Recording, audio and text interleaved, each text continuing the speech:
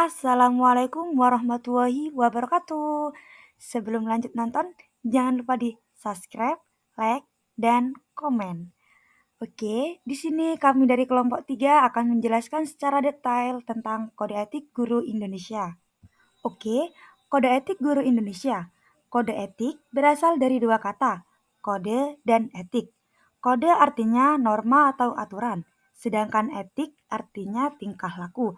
Jadi, kode etik guru dapat diartikan sebagai aturan dan tata susila keguruan.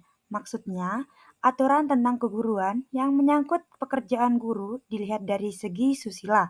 Susila adalah hal yang berkaitan dengan baik dan buruk menurut ketentuan umum yang berlaku. Sebelum ke penjelasan yang lebih detail, sebaiknya kita perkenalan terlebih dahulu ya.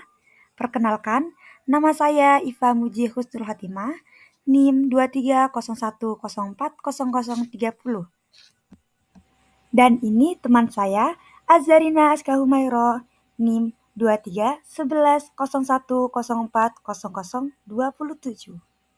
Dan ini teman saya juga loh, namanya Nabila Maratun Nafisa dengan NIM 231101040005.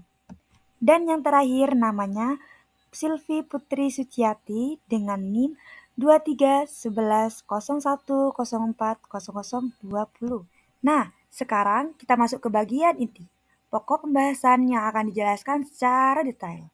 Yang pertama, tujuan, fungsi, sumber, dan sanksi kode etik guru Indonesia yang akan dijelaskan oleh Iva Muji Husnul Khotimah 231101040030.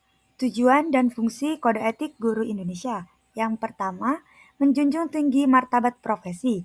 Kode etik menjaga pandangan dan kesan pihak luar atau masyarakat agar mereka tidak memandang remeh atau rendah kepada profesi guru.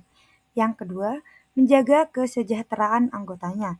Kesejahteraan ini meliputi lahir atau materi dan batin atau spiritual.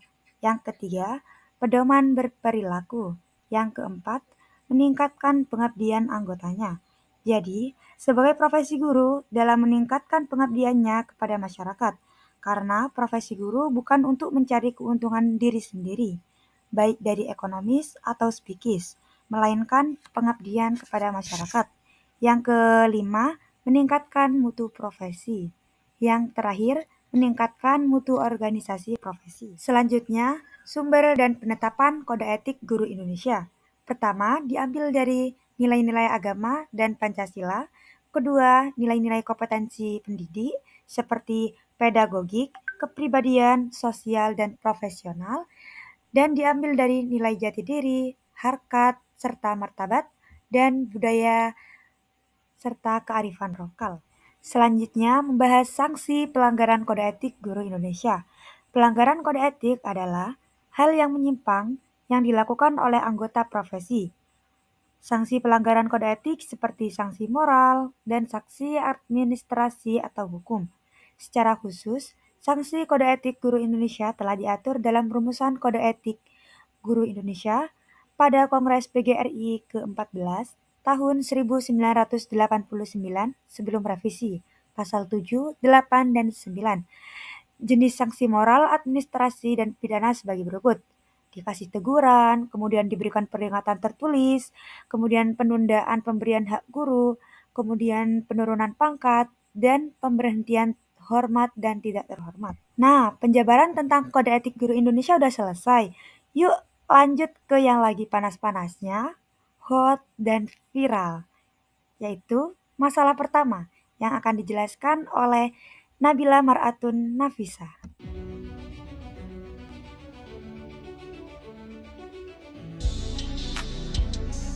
Kapolres Gorontalo AKBP Dedi Herman mengungkap modus kasus pelecehan seksual guru dan murid di Gorontalo. Awalnya kasus ini terungkap setelah video asusila pelaku viral di media sosial.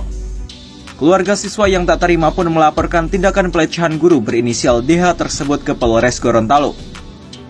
Setelah proses penyelidikan dan pemeriksaan, polisi pun menetapkan DH sebagai tersangka. Menurut Dedi, modus tindakan asusila tersebut karena adanya hubungan asmara yang terjalin sejak 2022. Dedi menyebut tersangka kerap memberi perhatian lebih terhadap korban yang masih di bawah umur, sehingga korban merasa nyaman dan berujung pada tindakan asusila yang seharusnya tak dilakukan antara guru dan murid. Assalamualaikum warahmatullahi wabarakatuh. Saya Nabila Marat Nafisah. Di sini saya akan menjelaskan tentang permasalahan yang pertama. Akhir-akhir ini di media sosial ramai tentang kasus pelecehan seksual antara guru dan murid di Kota Gorontalo. Kasus ini merupakan pelanggaran serius terhadap Kode Etik Guru Indonesia, sehingga kasus tersebut mencoreng martabat profesi guru, merusak hubungan antar guru dan murid, serta menciptakan lingkungan belajar yang tidak aman. Dampaknya terhadap pendidikan meliputi trauma psikologis pada korban, yaitu siswa, kehilangan kepercayaan, dan kerusakan reputasi sekolah. Di sini sudah tersedia link YouTube tentang permasalahan pelecehan seksual antara guru dan murid di Kota Gorontalo. Selanjutnya yaitu penyebabnya. Yang pertama, kekuasaan yang tidak seimbang. Yang kedua, kurangnya pengawasan. Yang ketiga, norma sosial dan budaya yang memaklumi tindakan seksual tersebut. Yang terakhir yaitu minimnya pendidikan seks. Dan terdapat solusi untuk mengatasi permasalahan tersebut. Solusi yang pertama yaitu pengembangan profesionalisme guru. Yang kedua, ada peningkatan pengawasan. Yang ketiga, perubahan budaya, mengubah persepsi masyarakat tentang kekerasan seksual. Dan yang terakhir, yaitu pendidikan seks yang komprehensif. Terima kasih. Selanjutnya, ke penjelasan yang lebih panas lagi, yaitu permasalahan yang kedua yang akan dijelaskan oleh Azarina Aska Humairo. Keinformasi lain, buntut dugaan pemaksaan pemakaian jilbab kepada siswi SMA Negeri 1 Banguntapan Bantul, kepala sekolah dan 3 guru yang terlibat dibebas tugaskan. Saya Azarina Aska Humairo dengan NIM 231101040027. Di sini saya akan membahas permasalahan yang kedua dari Kode Etik Guru Indonesia. Permasalahan yang akan dibahas yaitu dugaan kasus pemaksaan penggunaan jilbab kepada siswi di SMAN 1 Banguntapan Bantul, Yogyakarta bergulir pada akhir Juli 2022 oleh 2 guru bimbingan dan konseling. Kasus ini perlu diselesaikan agar tidak ada lagi kasus serupa di kemudian hari. Perlunya pemahaman mengenai kode etik dalam bimbingan dan konseling yang harus dipahami dan dilakukan oleh seorang konselor untuk mencegah terjadinya kesalahan seperti kasus yang terjadi di Seman 1 Banguntapan Bantul tersebut. Sejak saat itu, siswi tersebut terus mengurung diri di dalam kamar dan tak mau makan. Bukan hanya berdampak pada siswi tersebut, tetapi juga berdampak pada nama baik sekolah yang tercemar. Di sini juga sudah terlampir link berita pemaksaan penggunaan jilbab di Seman 1 Banguntapan Bantul. Kemudian, penyebab dari masalah tersebut yaitu yang pertama, pelanggaran kode etik. Guru bimbingan konseling tidak memahami atau menerapkan prinsip netralitas dan menghormati hak pribadi siswa. Yang kedua, kurangnya sensitivitas budaya dan psikologis. Guru tidak memahami dampak psikologis pemaksaan terhadap siswa. Kemudian yang terakhir, minimnya pengawasan sekolah. Tidak ada mekanisme pencegahan atau pelaporan terkait tindakan tidak etis oleh guru. Solusi dari permasalahan tadi yaitu yang pertama, pelatihan kode etik. Berikan pelatihan intensif kepada guru bimbingan konseling mengenai kode etik profesi dan pendekatan yang menghormati hak siswa. Yang kedua, dukungan psikologis. Sekolah menyediakan layanan konseling untuk pemulihan psikologi siswa yang terdampak. Kemudian yang ketiga, mekanisme pengaduan. Buat sistem pelaporan pelanggaran agar siswa dan orang tua dapat melaporkan masalah tanpa rasa takut. Kemudian yang keempat, meningkatkan pengawasan. Sekolah harus meningkatkan pengawasan terhadap tindakan guru untuk mencegah kejadian serupa. Yang terakhir, permintaan maaf resmi.